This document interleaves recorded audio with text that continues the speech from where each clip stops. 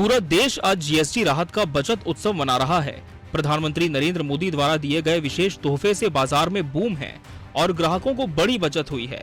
महंगाई को कम करने वाला अब तक का उठाया गया ये सबसे बड़ा कदम है, जिसमें करीब 390 से अधिक वस्तुओं की कीमत आज से कम हो गई है।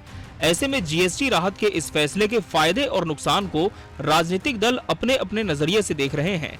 बीजेपी आज के दिन को इतिहास में मील का पत्थर बताते हुए जीएसटी में कटौती के फायदे गिना रही है, लेकिन कांग्रेस इस फैसले को राजनीतिक नजरिए से देख रही है। उसका कहना है कि जीएसटी में ये कटौती छत्तीसगढ़ के लिहाज से फायदेमंद नहीं है। कांग्रेस नेताओं ने छत्तीसगढ़ जैसे उत्पादक राज्य में टैक्स की कमी का कोई असर नहीं डालने की बात कही है। छत्तीसगढ़ पहले भी नुकसान में रहता था और क्योंकि हम उपभोक्ता प्रांत न होके हम निर्माता प्रांत हैं। हमारे प्रदेश में बनी हुई बहुतायत सामग्रियां, चाहे वो लोहा हो, चाहे वो सीमेंट हो, चाहे वो बॉक्साइट हो इत्यादि, ये बाहर जाते हैं। कोयला ये बाहर जाता है, यहाँ खपत नहीं होता, तो हमें टैक्स का हिस्सा कम मिलता है। तो फिर आपने जो टैक्स लगाया है संभवतः 30 जून 2017 मध्य रात्रि को घोषणा आपने की, दूसरी आजादी, वन नेशन वन टैक्स जो आप बोले थे, उसका क्या हुआ? तो 2017 से आज 2025 हो गया, 8 साल हो गए, अभी तक कि वन नेशन वन टैक्स नहीं हुआ। 5 से 2 स्लैब किए हो, उसमें भी लोगों को भला होने वाला नहीं है। वहीं जीएसटी में कमी को लेकर भाजपा उत्साहित है। पार्टी के सभी नेता इसे राजनीतिक रूप से एक बड़ा कदम बता रहे हैं। रसोई के सामान से लेकर बड़ी छोटी गाड़ियों में बड़ी राहत पर बीजेपी जीएसटी को उपभोक्ताओं को फायदा देने वाला कदम बताने में जुटी हुई है। जीएसटी 2.0 के रिफॉर्म के माध्यम से आदरणीय प्रधानमंत्री नरेंद्र मोदी जी ने, निर्मला सीतारमण जी ने देश के 140 करोड़ जनता को एक ऐतिहासिक उपहार दिया है। 12 लाख तक के इनकम टैक्स की छूट के बाद ये उससे भी बड़ा उपहार देश के अमीर और गरीब सभी प्रकार के लोगों को दिया गया है। जीएसटी का हिस्सा केंद्र और राज्य दोनों को बंटता रहा है, लेकिन जीएसटी लागू होने के बाद से ही छत्तीसगढ़ को समय पर उसका अपना हिस्सा नहीं मिलने की शिकायत रही है। और अब टैक्स में नए बदलाव के बाद छत्तीसगढ़ को इसका असल में फायदा होगा, ये एक बड़ा सवाल है।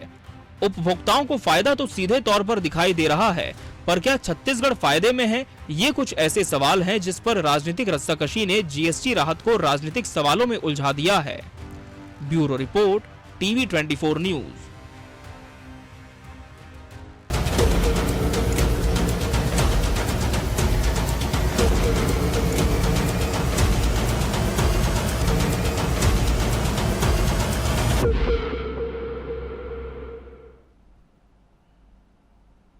नमस्कार, मैं मोहन तिवारी। आज के मुद्दे में आपका स्वागत है और आज का मुद्दा हमारा आधारित है उस बड़े रिफॉर्म पर जिसने आर्थिक व्यवस्था को एक नई ऊंचाई दे दी है।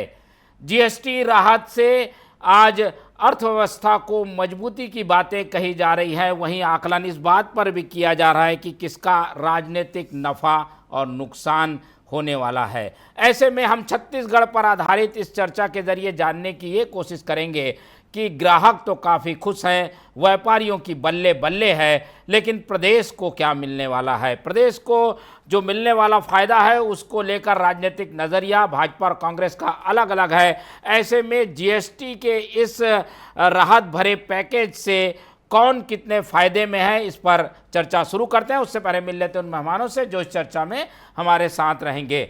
हम बहुत स्वागत करेंगे। हमारे साथ मौजूद हैं इस पूरे मामले में बीजेपी का पक्ष रखने के लिए पूर्व विधायक बीजेपी के श्रीचंद सुंदरानी जी, बहुत स्वागत है आपका। कांग्रेस का पक्ष रखने के लिए हमारे साथ जुड़ रहे हैं पूर्व विधायक कांग्रेस के विकास उपाध्याय जी, और इस पूरे मामले का राजनीतिक विश्लेषण हमारे साथ शेयर करेंगे वरिष्ठ पत्रकार और राजनीतिक विश्लेषक अनिल द्विवेदी जी, बहुत स्वागत है आपका। तो तीनों मेहमान हमारे साथ बने हुए हैं और जैसा कि हमने बताया कि जीएसटी में कमी से सीधे तौर पर फ़ायदा तो उपभोक्ताओं का दिखाई दे रहा है। जो पहले 5 स्लैब थे, अब 2 स्लैब में वो चीज़ें बांट दी गई है और ज़्यादातर चीज़ों को 5% में रखने के बाद स्थिति ये है कि उपभोक्ताओं को तो फ़ायदा मिल रहा है। पर छत्तीसगढ़ जैसे राज्य की क्या स्थिति होगी जो कि लगातार जीएसटी कलेक्शन के रिकॉर्ड बना रहा था, क्या वो रिकॉर्ड बना रहेगा?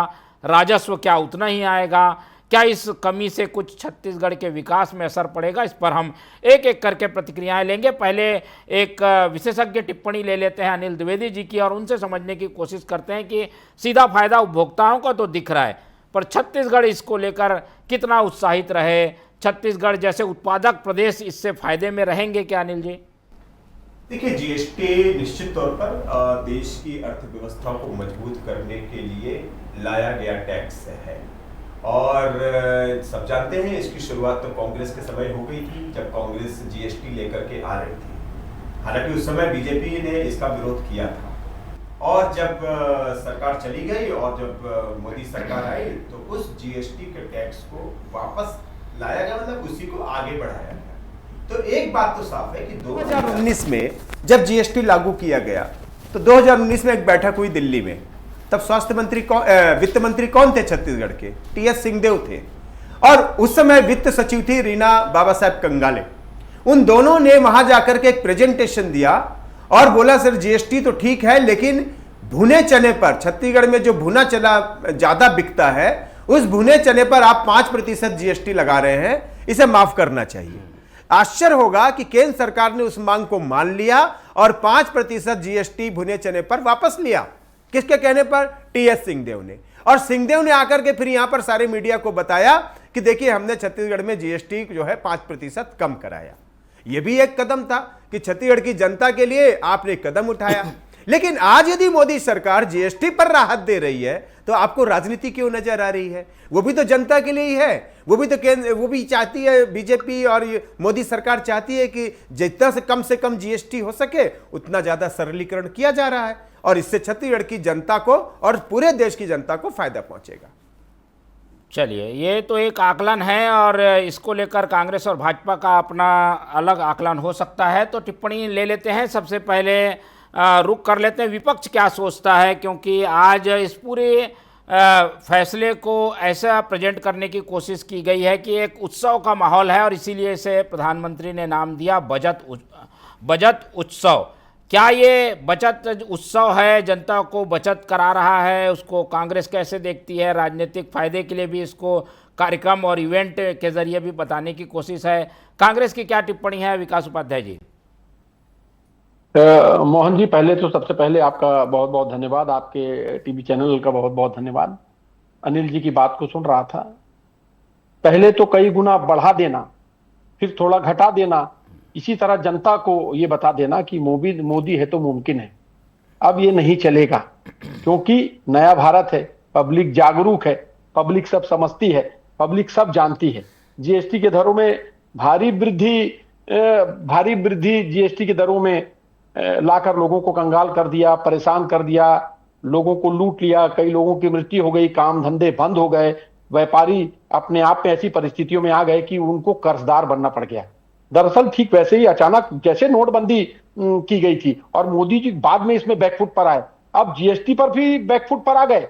जनता को समझ में आ रहा है कि ये जीएसटी में सुधार का त्योहार का ऑफर नहीं, असल में ये चुनावी ऑफर की तरह है। चुनाव में सब छूट है और नहीं तो बीजेपी की लूट है। और आज इसको आप छूट की बात कर रहे हैं, मतलब 8 साल ये बात साबित हो गई, ये बात सही हो गई कि 8 साल आपने जनता को लूटा है। 8 साल इस देश से 55 लाख करोड़ रुपए की वसूली जीएसटी के माध्यम से आपने की है और अभी छूट में 2.5 लाख करोड़ रुपए की छूट देकर आप क्या समझते हैं बहुत बड़ा काम आपने कर दिया। आप भारतीय जनता पार्टी के हिटलर शाही नीतियां जब ये 1 जुलाई 2017 में जब इसकी शुरुआत की गई थी, तभी राहुल गांधी जी ने इसको लेकर विरोध किया था और तभी से कांग्रेस पार्टी इसकी लड़ाई को लड़ रही है। 8 साल बाद भारतीय जनता पार्टी को समझ में आ रहा है, तो कहीं ना कहीं मैं समझता हूं ये भारतीय जनता पार्टी को समझ में आ गया कि किस प्रकार से हर चीजों में, किस प्रकार से दाल चावल, किताबें, इलाज, किसानों के ट्रैक्टर, दवाइयां, ये सब पर जीएसटी लगाकर उस समय तो लोगों को परेशान कर दिया। सरकार को तो अब माफी मांगना चाहिए, लेकिन मैं समझता हूं छोटे उद्योग, और टीएस बाबा को भी सुन रहा था, ओपी चौधरी जी को भी सुन रहा था, 1,40,00,000 करोड़ जनता को राहत देने की बात की। मतलब आपने 8 साल 1,40,00,000 करोड़ जनता को लूटने का भी काम किया है। अब राहत छोटी सी देके आप सोचते हैं कि बहुत बड़ा काम कर दिया। तो ये जनता अब आपके झांसे में आने वाली नहीं, आपके झूठ में आने वाली नहीं। आपकी जो सोच है, आपकी जो स्थिति आज है, वो जनता सब जान चुकी है। ठीक है, चलिए, ये कांग्रेस का नजरिया है कि इसका सीधा फायदा बीजेपी को नहीं मिलेगा, लेकिन बीजेपी की एक बात को लेकर क्रिटिसिज्म बार बार हो रही है कि इसे इतने देर से क्यों लिया गया। ये 7 साल जो है वो जनता ने इस टैक्स को झेला है, ये बोलकर आप लोगों के पूरे इस रिफॉर्म को कटघरे में खड़ा किया जा रहा है। सुंदरानी जी, क्या जवाब आपका? देखिए मोहन जी, निश्चित रूप से आज जीएसटी में जो राहत दी गई है या राहत आज से लागू हुई है, मैं 37-38 साल से व्यापारियों का नेतृत्व करता रहा हूँ छत्तीसगढ़ चैम्बर ऑफ कॉमर्स के माध्यम से। हम लोग 1% 2% की टैक्स की दरें कम की जाए, उसके लिए लंबा संघर्ष करना पड़ता था। मुझे याद है 2000 में छत्तीसगढ़ में कांग्रेस की सरकार बनी, दाल आटे मैदा पे भी 5% टैक्स लगाया था, जिसको हटाने की मांग को लेकर हम लोगों ने आंदोलन किया था। वो आज भी हमारे पीठ पे निशान है। और आज अगर भारतीय जनता पार्टी की केंद्र की सरकार ने एक साथ 390 वस्तुओं पर 10% का टैक्स की दर में कटौती करना, एक मतलब कल्पना नहीं की जा सकती जो बड़ा इतना बड़ा निर्णय किया। निश्चित रूप से प्रधानमंत्री जी ने उत्सव की बात की है, तो निश्चित रूप से उत्सव है। मैं बाबा वित्त मंत्री रहे हैं, कई बजट पेश किए हैं। वो कहते हैं छत्तीसगढ़ उत्पादक राज्य है, इसलिए उसको लाभ नहीं मिलेगा। छत्तीसगढ़ में जिन वस्तुओं पर जीएसटी की दरें कम हुई है, उसमें अगर कोई एक आइटम आती है तो वो है सीमेंट। सीमेंट के अलावा लोहे पे कोई जीएसटी में बहुत ज़्यादा अंतर कुछ भी नहीं आया है। और दूसरा धान उत्पादन होता है, चावल उत्पादन होता है, पोहा उत्पादन। अभी विकास उपाध्याय जी मेरे साथी विधायक भी रहे हैं, आप अपना विधानसभा में प्रतिनिधित्व किया है आपने पश्चिम विधानसभा क्षेत्र का। वो कह रहे थे कि चावल पे दाल पे जीएसटी था और इतने से। मैं पूछना चाहता हूँ कितना जीएसटी था और कब जीएसटी था, कैसा जीएसटी था। अब ये बोल रहे हैं कि इतना बड़ा टैक्स लागू कर दिया और बाद में टैक्स में कटौती कर रहे हैं। मैं गिनाना चाहता हूँ यूपीए 1 यूपीए 2 को 4% सीएसटी लगता था, सेंट्रल टैक्स लगता था, 16% एक्साइज ड्यूटी होता था और राज्य सरकारों का 12%, 14%, 18% तक टैक्स होता था, वो अलग होता था। ये सारे टैक्स मिला लें तो करीब करीब 35-36% होता था। केंद्र सरकार ने जीएसटी के में परिवर्तन करके लाया तो 28% में रखा, जिसमें आधा राज्य सरकार का, आधा केंद्र सरकार का। निश्चित रूप से बाबा की एक बात से मैं सहमत हूँ, वित्त मंत्री रहे हैं वो। छत्तीसगढ़ में इसलिए राजस्व कम आता है क्योंकि यहाँ पे उत्पादन नहीं होता। लेकिन अब वो तो कहानी एंड हो गई, उत्पादन की बात बहुत मायने नहीं रखती। जीएसटी एक देश, पूरे देश में एक जैसी प्रणाली लागू हो गई, आधा केंद्र को मिलेगा, आधा राज्य को मिलेगा। 18% ग्रोथ चल रही है जीएसटी में। छत्तीसगढ़ मेरे ख्याल से भारतवर्ष के सभी राज्यों में एक पहला राज्य है जहाँ पे सीधा 18% का ग्रोथ जीएसटी में चल रहा है और लगातार व्यापारी ईमानदारी से टैक्स अदा कर रहे हैं। और राज्य सरकार भी जो इतना मातारी वंदन योजना हो या किसानों को 3100 रुपये धान का समर्थन मूल्य दे रही, तो कहीं न कहीं व्यापारी जो राजस्व इकट्ठा करने का काम करता है सरकार के लिए, वो उसमें निश्चित रूप से सफलता मिली है। लेकिन शायद विकास उपाध्याय जी, मैं कहना नहीं चाहता, मेरे अच्छे जानकार व्यक्ति हैं, लेकिन उनकी जानकारी में थोड़ा सा मैं डाल दूं कि चावल और दाल पे तो कभी टैक्स रहा नहीं। कहाँ का टैक्स रहा? कोई टैक्स नहीं था। पैकेट बंद की बात। पैकेट बंद कितने लोग परचेस करते हैं? आज मेरे जैसा व्यक्ति भी पैकेट बंद नहीं खरीदता। कोई 90% उपभोक्ता पैकेट बंद नहीं करते। जो बहुत बड़े पूंजीपति लोग होंगे, जो श्रीचंद भैया, आप संपन्न व्यक्ति हैं, आपको पैसे की किल्लत नहीं, दिक्कत नहीं। अरे बाप रे, मैं तो खुली मार्केट में खुला चावल खरीदता हूँ, खुला दाल खरीदता हूँ भैया। आज भी आप मेरे घर में चलिए, यहाँ से सीधा हम जा सकते हैं मेरे घर का फली तेल बॉटल में लेना पड़ता है। आज भी चावल दाल को लोग पैकेट में ले रहे हैं। आटा आज कोई पिसाने नहीं जाता, आटा पैकेट में लेकर आते हैं। और आपको मैं बता देता हूं, आप तो व्यापारी हैं, आपने उस समय छत्तीसगढ़ में जब जीएसटी को लेकर बात हुई थी, आपने उसका आंदोलन किया, आप अपने पीठ के निशान भी दिखा रहे हैं। लेकिन इन 8 सालों में जब भारतीय जनता पार्टी ने, अभी छूट की बात कर रहे हैं आप कि मोदी जी ने छूट दी, भारतीय जनता पार्टी की सरकार ने छूट दी, मतलब कहीं ना कहीं लूट थी, इसलिए उसको छूट दी गई। बिल्कुल लूट नहीं थी, मैं इसका तर्क दूंगा विकास भैया। नहीं लूट नहीं थी। एक देखिए, जीएसटी काउंसिल होता है विकास भाई, जो दिल्ली में सभी राज्यों के वित्त मंत्री और केंद्रीय वित्त मंत्री बैठते हैं, वहां पे होता है, जिसमें कांग्रेस शासित राज्यों के मुख्यमंत्री भी बैठते हैं, और सारे प्रदेशों की अर्थव्यवस्था को देखते हुए रेट तय किए गए थे। कोई भारतीय जनता पार्टी की सरकार ने रेट तय नहीं किए, तय किए सारे। टीएस बाबा का स्टेटमेंट हम लोगों ने सुना है उस जीएसटी की बैठकों में, जो एक अपनी अलग उनका सिस्टम है, फैसला लेने का अपना सिस्टम है, वहां पर बोलने नहीं दिया जाता था, वहां उनको पूछना नहीं दिया जाता था, सिर्फ हुक्म जारी किया जाता था। कभी उन्होंने वित्त मंत्री रहते हुए नहीं कहा था। आज वो जरूर कह रहे हैं, क्योंकि वो अपने पार्टी में अपने नंबर बढ़ाना चाहते हैं, क्योंकि आप लोगों ने ऐसा पीछे धकेल के रख दिया टीएस बाबा सिंह को कि वो कहीं दिखते नहीं, इसीलिए आज वो अपनी स्थिति को पार्टी में सुदृढ़ करने के लिए इस प्रकार का बयान दे रहे हैं। लेकिन वो 5 साल वित्त मंत्री के रूप में जीएसटी काउंसिल में जाते रहे, लेकिन उन्होंने वहां कोई बात नहीं रखी। वहां कोई बात रखी भी होगी तो वहां बात मानी गई। अभी आप कह रहे हैं कि वो फूटे चने के ऊपर टीएस बाबा के कहने पे केंद्रीय कमेटी ने इसको स्वीकार किया था कि 5% टैक्स लगाने की बात को उन्होंने अस्वीकार कर दिया, उनके निवेदन को स्वीकार कर दिया छत्तीसगढ़ के हितों को देखते हुए। तो बात सुनी जाती थी तब तो न स्वीकार किया। और मैं आपको बता रहा हूं, आप आजादी के बाद एक ऐसी सरकार का फैसला बता दीजिए कि 390 वस्तुओं पर 10% का कर एक साथ कम किया जाए। मैं नहीं जानता इसके परिणाम क्या होंगे, मैं नहीं जानता इसमें क्या सरकार को फायदा होगा कि नुकसान होगा, लेकिन उपभोक्ताओं को फायदा होगा, व्यापारियों को और कोई फायदा हुआ हो न हुआ हो, लेकिन अगर वो 1 करोड़ रुपए का स्टॉक रखते थे तो अब उसकी लागत 90 लाख रुपया होगी। 10% लागत व्यापारियों की घटेगी, उन टैक्स, क्योंकि व्यापारी अपने जेब से नहीं भरता, उपभोक्ताओं से वसूल करके सरकार के पास। द्विवेदी जी की एक टिप्पणी लेते हैं। द्विवेदी, दोनों पक्षों को सुनने के बाद क्या लग रहा है, छत्तीसगढ़ कितना फायदे में कितना नुकसान में, कुछ आकलन आपके पास हो?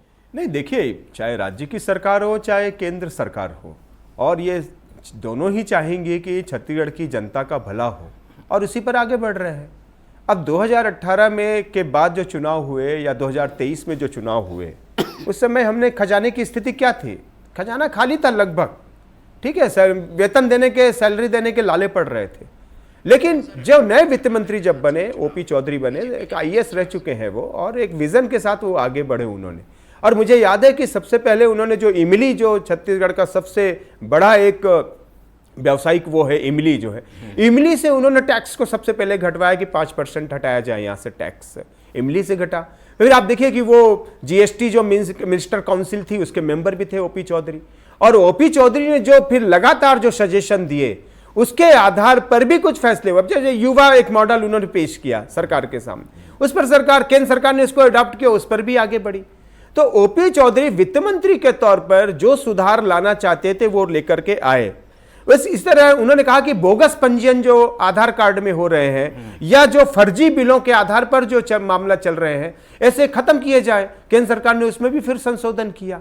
तो जब आप विजनरी फाइनेंस मिनिस्टर देते हैं स्टेट से, तो उसके फायदे ये मिलते हैं। और मैंने पहले ही बताया, मैं सिंहदेव को नहीं चूक रहा हूं, मैं तो कह रहा हूं, पहले ही मैंने उदाहरण दिया कि सिंहदेव भी जब वित्त मंत्री रहे तो उनके कहने पर केंद्र सरकार ने 5% जीएसटी चने से हटाया। तो जब भी अच्छे वित्त मंत्री राज्य को मिलेंगे तो डेवलपमेंट होगा, अर्थव्यवस्था सुधरेगी। टैक्स लगाने का मतलब यह नहीं होता कि जनता की कमर तोड़ देना, लेकिन इसका मतलब यह भी नहीं है कि आप भूखे नंगे निचोड़ करके आप क्या कर पाएंगे, कोई डेवलपमेंट नहीं कर सकते हैं। जब तक अर्थ नहीं होगा, रुपया आया कितना और रुपया गया कितना, तब तक आप डेवलपमेंट नहीं कर सकते, गरीबों का विकास नहीं कर सकते, उनके कल्याण की योजनाएं कैसे चलाएंगे। उपाध्याय जी, आप लोगों के हाथ से एक बड़ा मुद्दा निकल गया। ये इस बात को जरूर राहुल गांधी ने उठाया था कि टैक्स में बदलाव किया जाए स्लैब में, लेकिन उसे भूल गए वो वोट चोरी के पीछे चले गए और इधर इन्होंने खेल कर दिया। कांग्रेस को लगता है कि इस मुद्दे पर बने रहना था, लेकिन वो नहीं बनी रही, इसलिए उसे नुकसान हुआ है। देखिए मोहन जी, भारतीय जनता पार्टी की सरकार को जनता से कोई लेना देना नहीं, जनता के नफा नुकसान और फायदे से कोई लेना देना नहीं। भारतीय जनता पार्टी तो ज्वलंत मुद्दों को कैसे दबाना है। मैंने आपको पहले भी, अनिल जी की बात सुन रहा था मैं, अनिल जी बहुत अच्छी बात कर रहे थे। 5 साल जीएसटी के पैसे का केंद्र सरकार और राज्य सरकार दोनों का आधा आधा हिस्सा होता है। 5 साल में अनिल जी आपको मालूम है कि कितना पैसा केंद्र सरकार ने राज्य सरकार छत्तीसगढ़ की सरकार को दिया ही नहीं। वो 5 साल में 2 साल कोरोना का एक बड़ा एक भयावह स्थिति, एक भयावह चीज को हम लोगों ने उसको क्रॉस किया। उसके बावजूद हमारे वित्त मंत्री जाते रहे, गुहार लगाते रहे कि राज्य सरकार का जो इसमें हिस्सा है उसको दीजिए। 5 साल भारतीय जनता पार्टी ने पक्षपात किया। देखिए, मैं आपको इस बात को कह रहा हूं, अनिल जी आपने अभी ओपी चौधरी जी के लिए बड़ा बखान किया। आपने टीएस बाबा ने जो कहा, टीएस बाबा उस समय जो फाइनेंस मिनिस्टर थे, उनका भी बखान किया मैंने। सिंहदेव का तो सबसे पहले बात नहीं कर रहा हूं, नहीं आप मैं बखान की बात नहीं कर रहा हूं। आपने एक बड़ा पिक्चर बनाया कि ओपी चौधरी जी ने फलाना किया। जो आज भी टीएस बाबा जिस बात को कह रहे हैं कि छत्तीसगढ़ तो उत्पादक प्रदेश है, हम कुदरत का प्रदेश है, हमको भगवान की देन है कि हमारे यहाँ कोयला है, हमारे यहाँ आयरन है, हमारे यहाँ स्टील है, हमारे यहाँ डायमंड है, हमको क्या किस प्रकार का फायदा होगा। लेकिन इसमें कहीं कोई दिखता नहीं। अभी भी जनता को मिसगाइड करने वाली स्थिति बनी हुई है, अभी भी जनता को मिसगाइड करने वाली स्थिति बनी हुई है। अभी इसमें कोई लाभ मिलने वाला नहीं। सुंदरानी जी, हमारे प्रदेश को कैसे फायदा होगा? हिस्सेदारी हमें मिल नहीं पाती है, टैक्स यहाँ से ले जाते हैं, इंतजार करना पड़ता है, 5-8 महीने बाद वो पैसा आता है। ऐसे में हमारे प्रदेश को तो फायदा नहीं होगा। जब जब टैक्स की दरें कम होती है व्यापार बढ़ता है, जब जब टैक्स की दरें ज़्यादा होती है व्यापार घटता है। ये मेरा अपना अनुभव है। राज्य सरकार को राजस्व में वृद्धि होगी, निश्चित रूप से होगी। उपभोक्ताओं को वस्तुएं सस्ती मिलेगी, व्यापारी की लागत कम होगी, लागत कम होगी तो व्यापारी को ब्याज की मार कम पड़ेगी। तो हमारा हिस्सा कब आएगा? केंद्र से समय पे आ जाएगा? निश्चित आएगा, निश्चित आ भी रहा है और लगातार जीएसटी बढ़ रहा है पूरे देश में। देखिए, आप कल्पना करिए 80,000 करोड़ से चला था 1 लाख करोड़, 1,10,000 करोड़, अभी 2 लाख करोड़ तक का राजस्व जाने लगा। जैसे ही थोड़ा थोड़ा आत्मनिर्भरता की ओर हम बढ़ रहे थे तो मोदी जी ने 10% टैक्स कम कर दिया और आने वाले समय में सुखद परिणाम मिलेंगे। और जैसा जैसा व्यापार बुक्स में होने लगा, व्यापार 1 नंबर में होने लगा, ट्रांजैक्शन 1 नंबर में होने लगा, सरकार के खजाने में पैसा ज़्यादा जमा होने लगा, व्यापारियों को टैक्स की दर कम होने की वजह से व्यापारियों का भी रुझान बढ़ता है कि बिल पे काम करें, और उपभोक्ता को भी अगर 10% का फ़ायदा होगा निश्चित रूप से वो बिक्री ज़्यादा होगी, बढ़ेगी। ठीक है, चलिए। और जो सवाल मैंने विकास जी को भी पूछा था, मुद्दों की लड़ाई में कौन इसमें फ़ायदा ले गया? अनिल जी, क्या बीजेपी इससे फायदे में रहेगी और जो मुद्दा उठाया था कांग्रेस ने उसे बनाए रखने में वो चूक कर गई? देखिए, अब ये कहना तो बड़ा अभी आसान मुश्किल होता है, लेकिन सवाल ये है कि आपकी नीतियां कैसी रहेंगी। अब अगर आप चुनाव, कांग्रेस हार गई 2023 में, 2018 में तो बहुत अच्छे से जनता ने उनको जिताया और लेकर के आए थे। 2023 में हारने के कारण क्या रहे? करप्शन एक बड़ा कारण तो था ही, एक इकोनॉमिकल मैनेजमेंट भी आप उतने अच्छे से नहीं कर पाए, इसलिए आप डेवलपमेंट नहीं कर सके। आपने अभी टीएस सिंहदेव ने जो मामला उठाया एनएचएम कर्मियों का कि हम उनकी मांगे पूरी नहीं कर सके, उसके पीछे उन्होंने यही तर्क दिया।